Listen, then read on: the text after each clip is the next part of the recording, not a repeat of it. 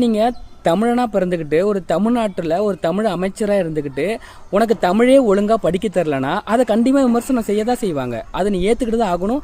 அடுத்த முறை திருப்பி தமிழில் படிக்க தான் செய்யணும். ஏன்னா எல்லாருக்குமே புரியணும். நிதித்துறை அமைச்சர் அப்படின்னா நிதியை பற்றி நீங்கள் பேசுகிறீங்கன்னா அதை கேட்குற பாமர மக்களுக்கும் அதை கேட்கும்போது டிரான்ஸ்லேட்டராக வைப்பாங்க.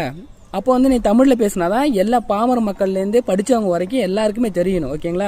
நீங்கள் இத்தனை ஃபீல்டில் இத்தனை வருஷம் ஒர்க் பண்ண அப்படிங்கிற மேட்ரு கிடையாது. உங்களுக்கு தாய்மொழி தெரியணும். இப்போ நான் ஒரு ஆங்கிலம் நிறைய ப்ரொனன்சியேஷன் தப்பாக பேசுவேன். ப்ரொனன்சியேஷனுங்கிற வார்த்தையே நான் தப்பாக பேசுவேன்.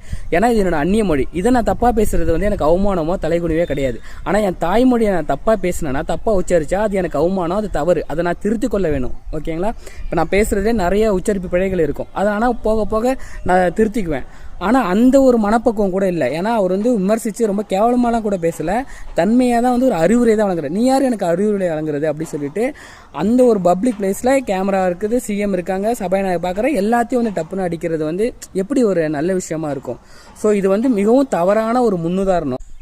ரெண்டாவது இந்த மரிய வில்சன் பேசின இன்னொரு விஷயம் என்னன்னா ப்ரௌடு கிறிஸ்டியானிட்டி, நான் பைபிள் படித்து வந்தவன், தமிழ் படிச்சவன் கூட தெரியாது, ஏன்னா பைபிள் படிச்சவன் தெரியும் அப்படிங்கிற டோனில் தான் அவர் பேசியிருக்கிறாரு.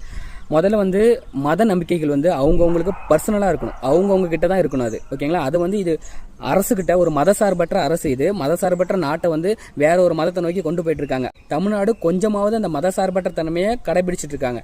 எல்லாரும் சமம், எல்லாருக்குமான அரசு அப்படின்னு சொல்லிட்டு. ஆனால் அந்த மதசார்பற்ற தன்மையை மாத்துற மாதிரி பட்ஜெட் நகலை எடுத்துட்டு வரும்போது அதில் சிலுவை மாலையை வச்சு எடுத்துட்டு வர்றது, சபாநாயகரே பைபிள் வசனங்களை மேலே உட்காந்துக்கிட்டு பேசுறது, திருப்பதியில் போயிட்டு அங்கே ஒரு பட்ஜெட்டை வச்சு கொண்டு வருது.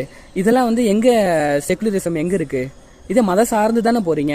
ஆல்ரெடி இங்கே பாஜக சிறுபான்மையினருக்கு எதிராக பேசிட்டு இருக்காங்க. அவங்கள வச்சு தான் இந்துக்களை எழுச்சி பெறுங்கள் அப்படின்னு சொல்லிட்டு இருக்காங்க. இப்போ இதுவே நீங்கள் அவங்களுக்கு ஒரு பாயிண்ட் எடுத்து கொடுக்குற மாதிரி தானே இருக்கு. பாத்தியா, சபாநாயகர் கிறிஸ்டின், முதலமைச்சர் கிறிஸ்டின், ஆதவர்ஜன கிறிஸ்டின், இப்போ மரிய வில்சன் கிறிஸ்டின், அது சட்டசபையில் அப்படி பைபிள் வசனமாக பேசுறாங்க, நான் ப்ரௌடு கிறிஸ்டியானிட்டின்னு பேசுறாங்க, மாலையை வச்சு கொண்டு வராங்க அப்படின்னு சொல்லிட்டு இந்த விஷயங்கள் பாயிண்ட் எல்லாம் எடுத்து கொடுத்து இந்துக்களை எழுச்சி பெறுங்கள், வாங்க புரட்சிக்குவாங்க அப்படின்னு சொல்லி அதை அவங்கள கிண்டி விடுறதுக்கு எவ்வளோ நேரம் ஆக போகுது? நம்மளே பாயிண்ட் எடுத்து கொடுக்குற மாதிரி தானே இருக்குது. ஸோ இந்த விஷயங்களில் மதசார்பற்ற தனிமையை கண்டிப்பாக கடைபிடிக்கணும்.